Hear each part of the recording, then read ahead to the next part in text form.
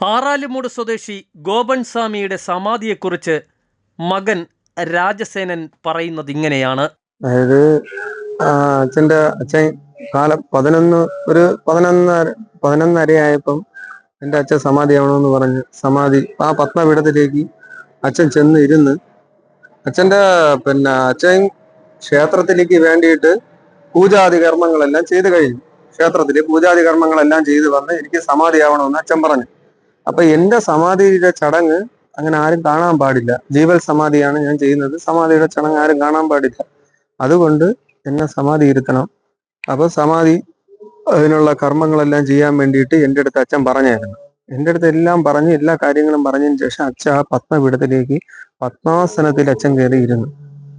പത്മാസനത്തിൽ ഇരുന്നും കൊണ്ട് 6 ആധാര ചക്രങ്ങൾ അച്ഛൻ ഉണർത്തി മൂലാധാര, സ്വാധിഷ്ഠാനം, മണിപൂര, അനാഗതം, വിശുദ്ധി, ആജ്ഞ, സഹസ്രത പത്മത്തിലേക്ക് തന്റെ പ്രാണൻ അച്ഛൻ ഇരുത്തി അച്ഛൻ അവിടെ ഇരുന്ന് സമാധിയായി.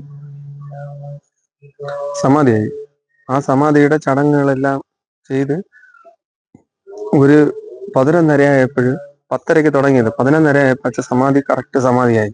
അവിടുന്ന് പിന്നെ 10 മണിക്കൂർ കഴിഞ്ഞാണ് സുഗന്ധദ്രവ്യങ്ങളും ഭസ്മം, കർപ്പൂരം ബാക്കി എല്ലാം ഇട്ട് അച്ഛന് തന്റെ അനാഗത ചക്രം വരെ ഇരുത്തി മൂടിയത്. എന്നിട്ടാണ് അച്ഛൻ ആ ഉയരെയുള്ള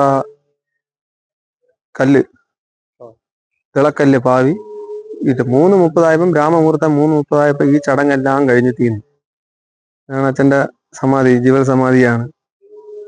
എന്റെ 5 വർഷത്തിന് മുമ്പേ ഇന്നടുത്ത് ഋഷിപീഠത്തില് ഇന്നടുത്ത് ആൽവൃക്ഷത്തിന്റെ ചുവട്ടിൽ പേരാലിന്റെ ചുവട്ടിലിരുന്ന് അച്ഛൻ സമാധിയാവണമെന്ന് അച്ഛന് അതിയായ ആഗ്രഹമുണ്ട്. 5 വർഷത്തിന് മുമ്പേ ചെയ്തതാണ്. ഋഷിപീഠം 5 വർഷത്തിന് മുമ്പേ ചെയ്തതാണ്. അതുപോലെ മയിലാടിയിൽ നിന്ന് തിളക്കല്ലെല്ലാം അച്ഛൻ സമാധിക്ക് വേണ്ടി എല്ലാം കൊണ്ടുവന്ന് അവിടെ അതിനുവേണ്ടി അച്ഛൻ അത് കൊണ്ടുവന്ന് ഇവിടെ വച്ചിരുന്ന് എനിക്ക് സമാധിയാവാൻ സമയമാകുമ്പോൾ ഇതെല്ലാം എനിക്ക് എടുത്ത് അതിന്റെ രീതിയിൽ ചെയ്യാനുള്ള കർമ്മങ്ങളെല്ലാം എൻ്റെ അച്ഛൻ പറഞ്ഞു തരുന്നു. പക്ഷെ ആ സമാധി ആവുന്ന അതിൽ ആരും കാണാൻ പാടില്ല. ജീവൽ സമാധിയാണ്, ആരും കാണാൻ പാടില്ല എന്നുള്ള ആണ് അച്ഛൻ പറഞ്ഞത്. അത് പുത്രൻ എന്ന് പറയുന്ന ഇതില് ഞാൻ ആ ധർമ്മം പാലിച്ചെന്നേ ഉള്ളൂ. അതിനുശേഷം മക്കൾ ആരെ വേണമെങ്കിലും അറിയിച്ചോ. അതിനുശേഷം ഞാൻ നാട്ടുകാരെ അറിയിച്ചു. അപ്പൊ ഈ നാട് എന്ത് ചെയ്തെന്ന് ചോദിച്ചു കഴിഞ്ഞാൽ